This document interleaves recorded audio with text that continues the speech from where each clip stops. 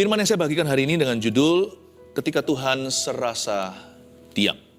Waktu Tuhan serasa diam, kita harus bagaimana? Dan kita buka terlebih dahulu firman ini dari Mazmur pasal 28. Kalau Anda belum subscribe ke channel ini, silakan supaya Anda tidak ketinggalan. Mazmur 28. Judulnya di Alkitab kita, Tuhan Perisaiku. Tema saat teduh, waktu Tuhan serasa diam. Apakah ada di antara kita yang pernah merasa, kok Tuhan diam aja ya? Kok Tuhan tidak berbuat sesuatu? Pernah merasa seperti itu, doanya tidak kunjung terjawab? Bahkan tidak ada tanda-tanda titik terang? Kalau Tuhan serasa diam, bukan berarti Tuhan tidak berbuat apa-apa. Ketahuilah bahwa Tuhan sedang bekerja di tempat yang tersembunyi dalam hidup kita. Diam-diam, Dia sedang bekerja melalui situasi hidup yang Anda hadapi. Dan Tuhan akan bekerja sama mendatangkan kebaikan bagi orang yang percaya. Kita baca terlebih dahulu ayat 1. Dari Daud, kepadamu ya Tuhan, gunung batuku aku berseru, janganlah berdiam diri terhadap aku. Sebab jika engkau tetap membisu terhadap aku menjadi seperti orang yang turun ke dalam liang kubur. Dengarkanlah suara permohonanku apabila aku berteriak kepadamu minta tolong. Dan mengangkat tanganku ke arah tempat-Mu yang maha kudus.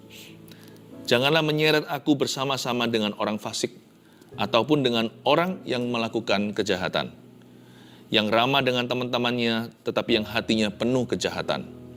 Ganjarilah mereka menurut perbuatan mereka, dan menurut kelakuan mereka yang jahat, ganjarilah mereka setimpal dengan perbuatan tangan mereka. Balaslah kepada mereka apa yang mereka lakukan, karena mereka tidak mengindahkan pekerjaan Tuhan dan perbuatan tangannya. Ia akan menjatuhkan mereka dan tidak membangunkan mereka lagi. Daud mengalami sesuatu, tapi para ahli teologi tidak tahu secara pasti dia alami apa. Kan Daud ini mengalami banyak gejolak kehidupan, misalnya waktu dia jadi buronan. Padahal dia nggak salah, dia dikejar-kejar seperti hewan buruan. Dan Daud lari dari tuannya, yaitu Saul. Waktu itu Daud berkali-kali nyaris saja kehilangan nyawa. Jadi Daud menghadapi real danger atau bahaya yang nyata. Kita juga mengalami bahaya setiap hari, tapi bahayanya beda-beda.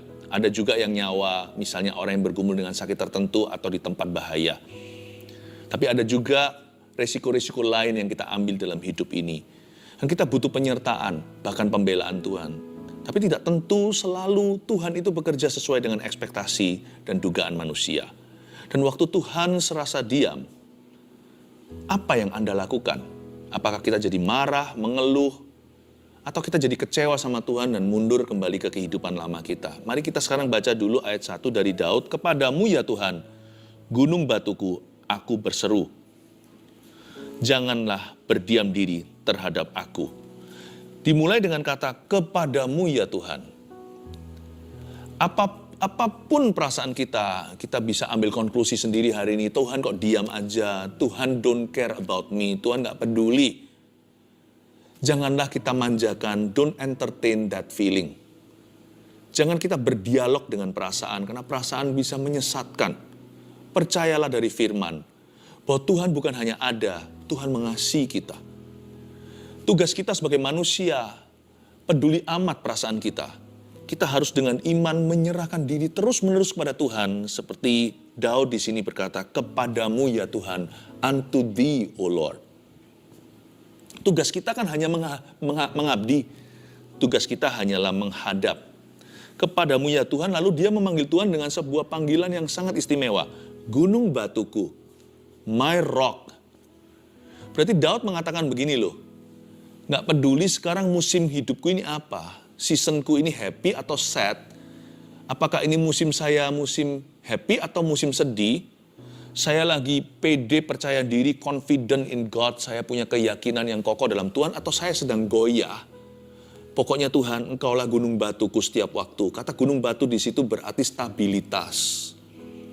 Ingat ya, Yesus mengajarkan sebuah perumpamaan, rumah yang dibangun di atas dasar batu karang yang teguh, rumah itu akan kokoh berdiri.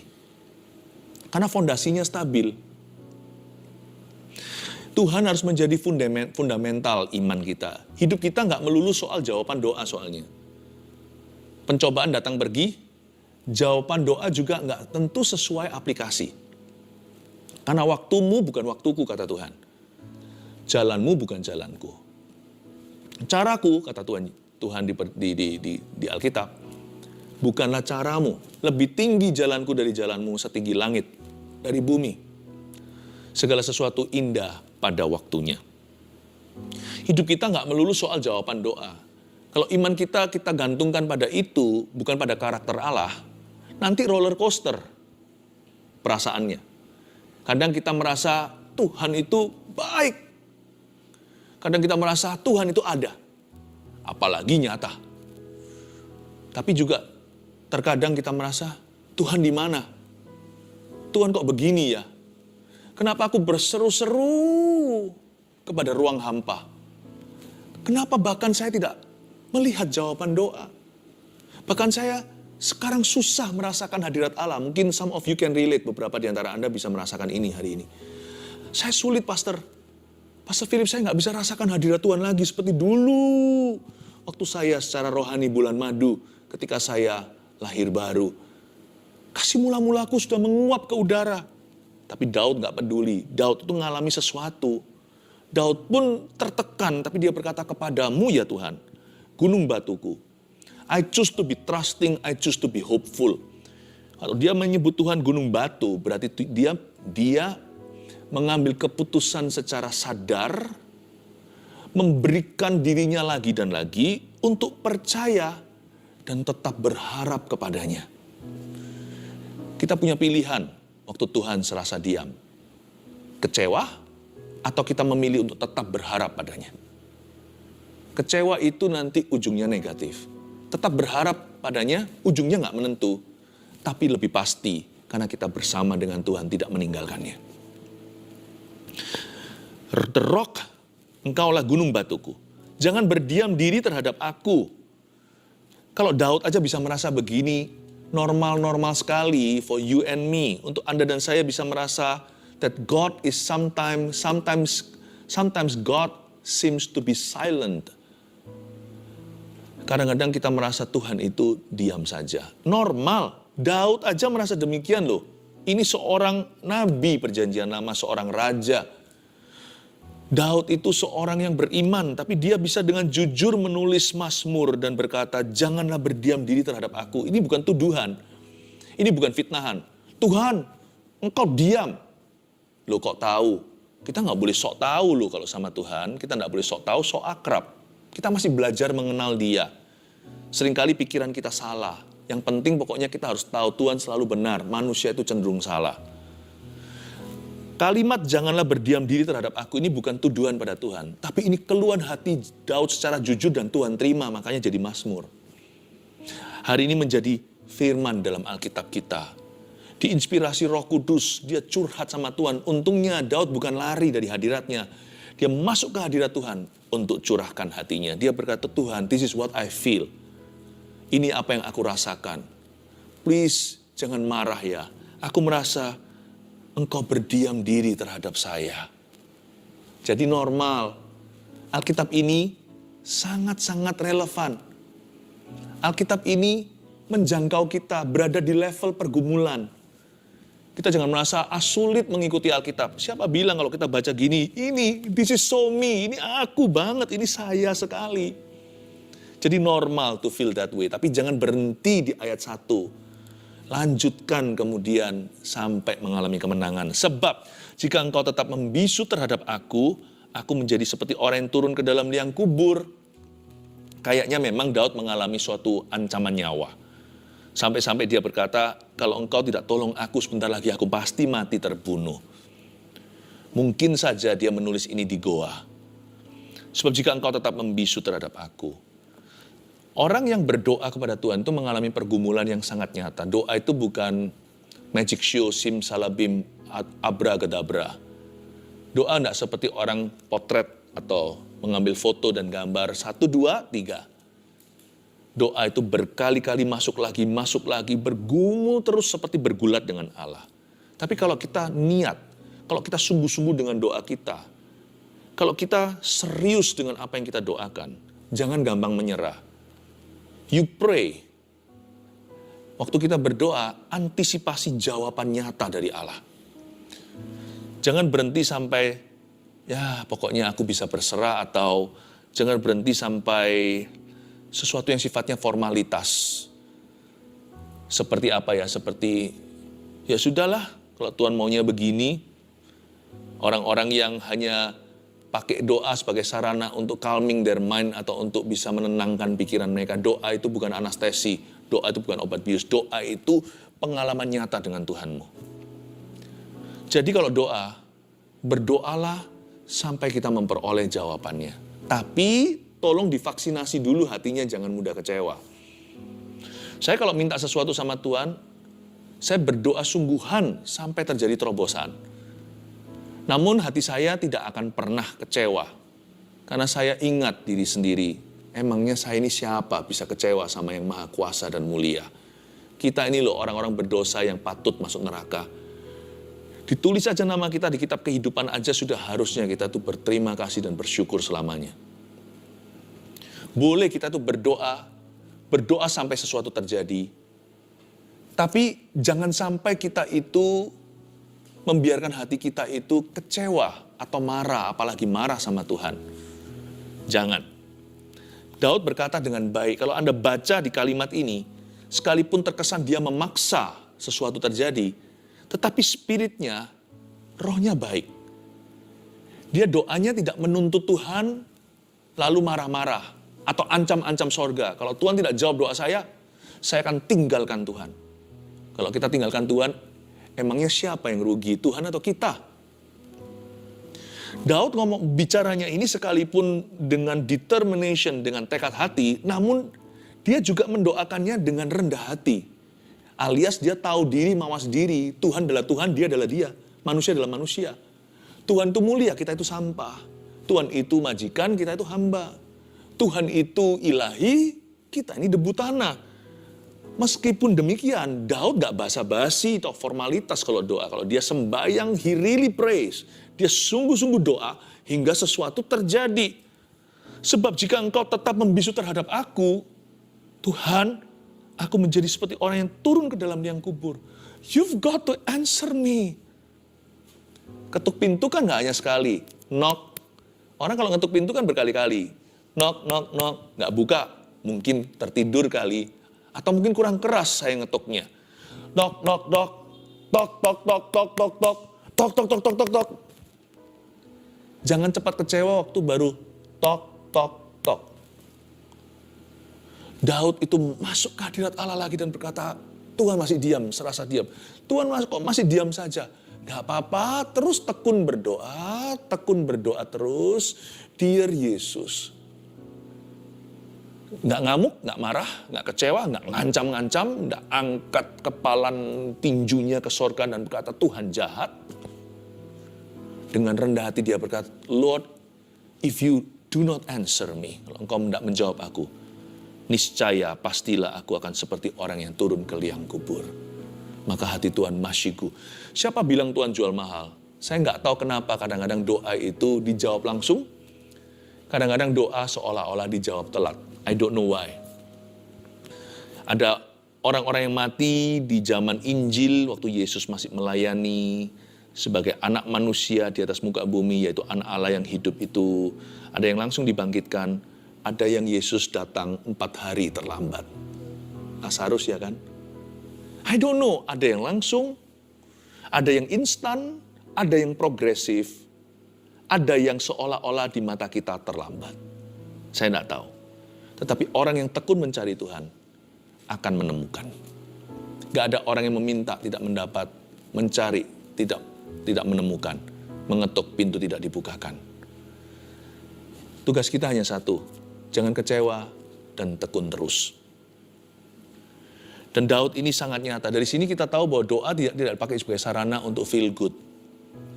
Doanya dia itu sungguh-sungguhan ingin memperoleh jawaban. Boleh nggak? Boleh, asal jangan kecewa kalau belum dijawab Tuhan. Dan kalau jawabannya beda juga jangan kecewa.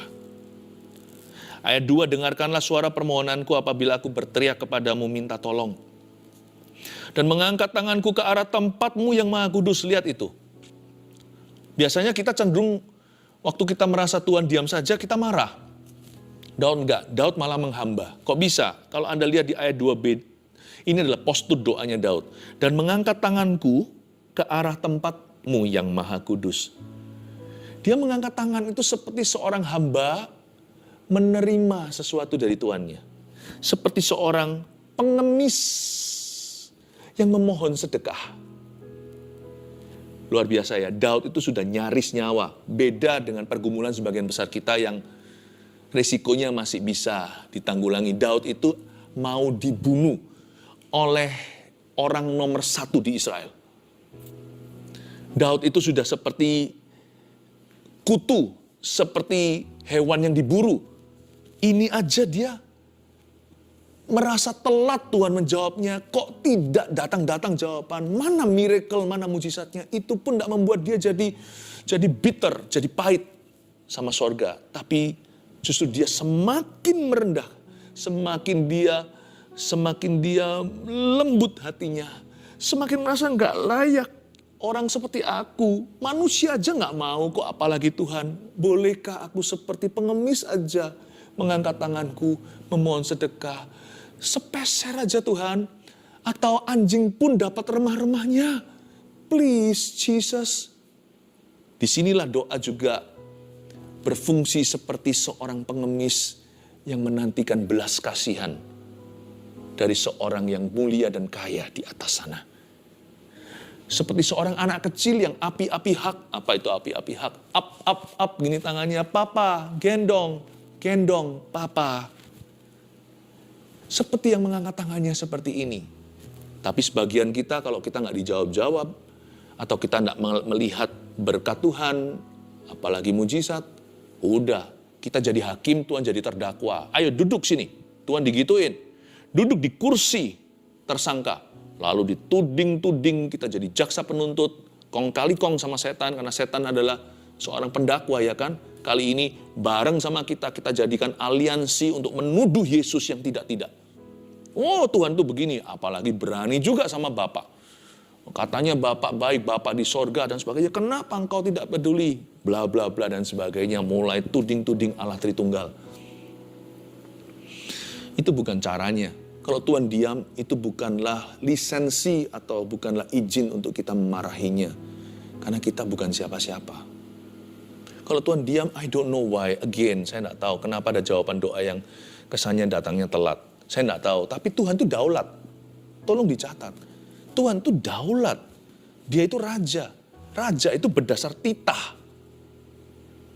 Dia nggak membayar pajak ke siapa-siapa. Ratu Inggris yang sudah meninggal dunia contohnya, dia tidak perlu membayar kepada siapa-siapa. Karena di mata uang Inggris ada wajahnya. Dia juga kalau nyetir kemana-mana tidak perlu license plate, tidak perlu nomor platnya. Dia juga nggak perlu SIM kalau dia nyetir di dalam Great Britain atau berada di England. Kenapa? Semua SIM itu harus disahkan dengan namanya. Dengan label, dengan capnya. Dialah SIM itu. Dialah mata uang itu. Tuhan tuh nggak perlu permisi sama kita kapan waktunya untuk menjawab doa dan bagaimana. Karena kita ini berhutang sama dia, kita ini dosa. Dia bahkan udah mati untuk kita, dia bangkit pada hari ketiga. Jadi belajarlah ambil postur Daud.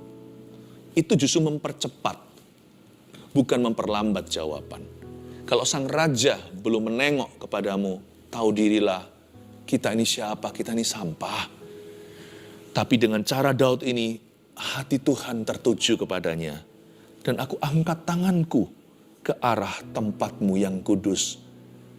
Your Majesty, Baginda. Wow, ini raja yang ngomong begini. Lain cerita kalau dia itu bukan siapa-siapa di bumi. Bayangin, terlebih lagi Daud ini raja di singgasana, dia orang-orang besar ya kan. Meskipun dia waktu itu mungkin masih dikejar-kejar, tapi kan dia sudah diurapi sama Samuel. Statusnya itu sudah raja meskipun titelnya belum. Orang ini tahu. Tapi dia tahu sekalipun dia diurapi untuk menjadi raja, dia hanyalah hamba. Apakah kita lupa urapan kita? Peduli amat kalau kita ini orang sukses, pengusaha, atau orang berpengaruh, seorang yang menjabat sesuatu. Atau di rumah lah, kita itu adalah singa Yehudanya. Janganlah pernah mengeraskan hatimu. Karena sehebat-hebat manusia, di atas ada raja, di atas segala raja. Dan dia tidak harus menjawab doamu. Kita tidak masuk neraka aja, kita sudah harus bisa mencium kakinya berkata, terima kasih, cukup. Terima kasih ya, tolong, terima kasih, you spare me, terima kasih. Engkau meluputkan aku dari hukuman kekal ini. Terima kasih engkau mati untuk aku. Dia tidak harus menjawab doa kita. Makanya kalau Tuhan serasa diam, yang mana kemungkinan besar Tuhan gak sungguhan diam sih. Karena manusia itu kan punya pikiran negatif. Waktu kita menghakimi situasi, kita gak objektif. Menurut saya, waktu Tuhan serasa diam, Tuhan gak sungguhan diam. Tapi dia diam-diam sedang bekerja. Cuman tidak berada di bawah randa-randa. Dia diam-diam mengerjakan sesuatu, bekerja sama, mendatangkan kebaikan bagi orang-orang yang terpanggil dalam rencananya. Jadi kalau sampai Tuhan diam, dia berhak.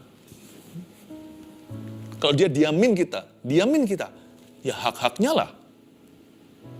Tapi kita juga berhak untuk bisa menghamba. Nah itu dia, itu kewajiban namun juga adalah hak kita. Aku berhak, tidak ada orang bisa melarang aku. Siapa bisa menghentikan, kata Daud. Aku akan ngemis di depan pintunya Tuhan dan di bawah kaki Kristus. Dia akan berkata, Tuhan, belas kasihan, welas kasihi aku. Begitu. That's the attitude of prayer. Ayat 3. Janganlah menyeret aku bersama-sama dengan orang fasik ataupun dengan orang yang melakukan kejahatan. Yang ramah dengan teman-temannya tapi yang hatinya penuh kejahatan. Daud berkata gini, tolong jangan seret saya bersama dengan orang fasik. Doa Bapak kami ajarkan, kita salah satu doanya bunyinya begini. Bebaskan kami dari segala yang jahat. Deliver me from all evil.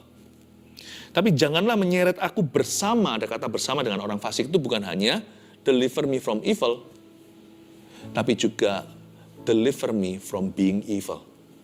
Tapi juga Tuhan bebaskan aku dari kemungkinan bahwa aku yang menjadi jahat. Aku nggak mau jadi jahat. Aku nggak mau hatiku terseret. Aku nggak mau terseret dalam roh kecewa dan kepahitan. Apalagi sama Tuhan. Bukan hanya bebaskan aku dari yang jahat. Bebaskan aku dari segala kemungkinan kalau aku jadi orang jahatnya. Bebaskan aku dari segala kemungkinan hatiku ini berubah jahat. Pertama jahat sama Tuhan, lalu jahat sama manusia. Dan Daud bahkan memberikan di sini sebuah definisi bagus kejahatan manusia yang paling buruk, the worst kind, tipe yang paling jelek apa? Pretended love. Kasih yang pura-pura seperti Yudas yang mencium wajah Yesus dan berkata, Rabi, lalu setelah itu tangkaplah, ini dia. Ayat 3b berkata, aku gak mau jadi gini ya Tuhan, yang ramah dengan teman-temannya, tapi yang hatinya penuh kejahatan. Aku gak mau fake love, aku gak mau berkata, aku mengasihimu Yesus, tapi hatiku menghujat. Jangan-jangan nanti aku juga begitu sama orang lain. Aku berkata, oh iya, you're my friend, kau temanku. Tapi di balik itu, aku melakukan kejahatan kepadanya. Yang dia bahkan tidak curiga. Karena dia tidak taruh curiga sama saya karena dia adalah sahabat saya. Tapi I step him from the back, saya tusuk dia dari belakang. Aku tidak mau jadi seperti itu. Daud memohon di ayat 3. Waktu Tuhan serasa diam dalam hidupku dan dalam doaku, dalam pergumulanku. Tuhan, please bebaskan aku dari kemungkinan bahwa hatiku jadi jahat. Bebaskan aku dari segala pencobaan untuk hatiku berubah setia. Untuk hatiku itu jadi kepahitan, marah, kecewa, dan luntur berubah warna emas murni sekarang menjadi tembaga dan menjadi besi yang keras.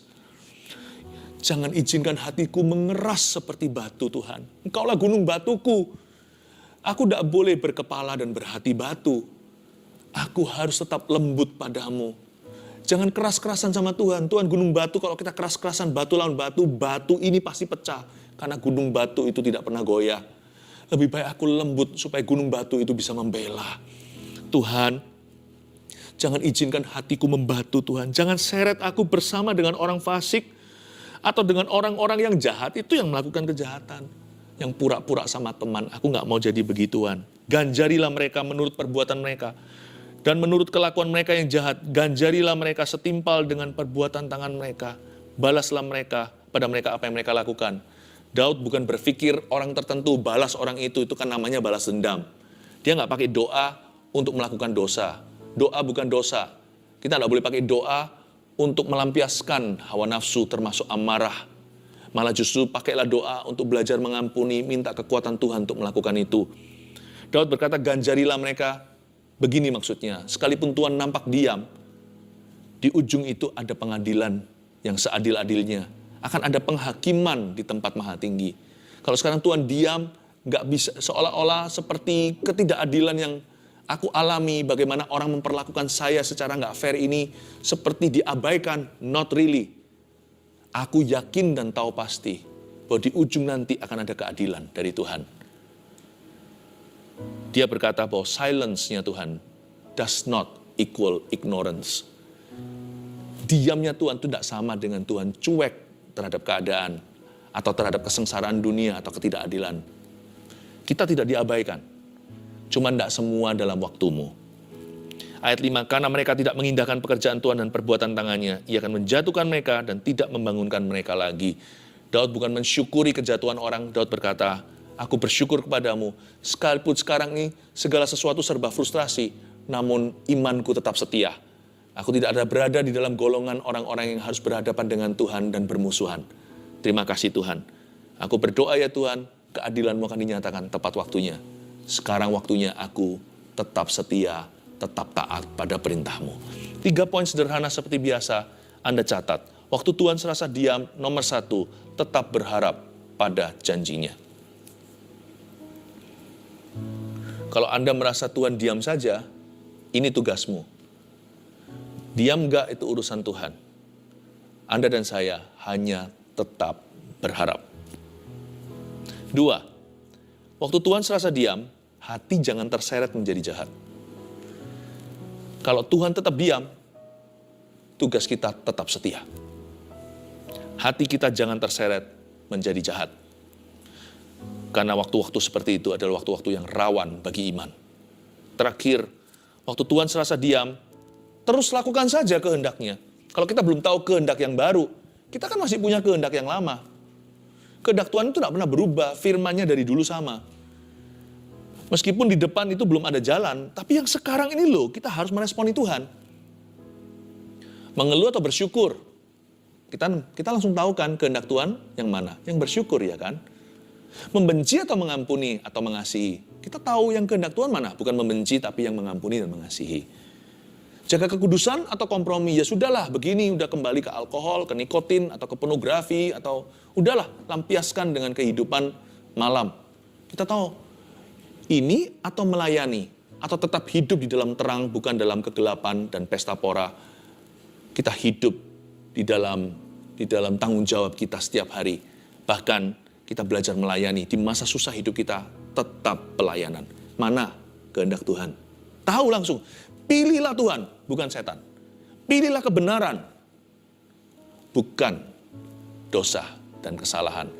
Sekalipun kita sedang berada di hadapan sesuatu yang tidak menentu di depan. Kita bisa pegang dulu apa yang pasti. Yang tidak menentu itu kan di depan kita. Yang di tangan kita ini kan kepastian. Respon hatiku kepada Tuhan. Tetap lakukan saja kehendaknya. 3 poin ini sudah dicatat, mari kita lakukan. Waktu Tuhan serasa diam, tetap berharap pada janjinya, hati jangan terseret menjadi jahat, dan terus lakukan saja kehendaknya. God bless you.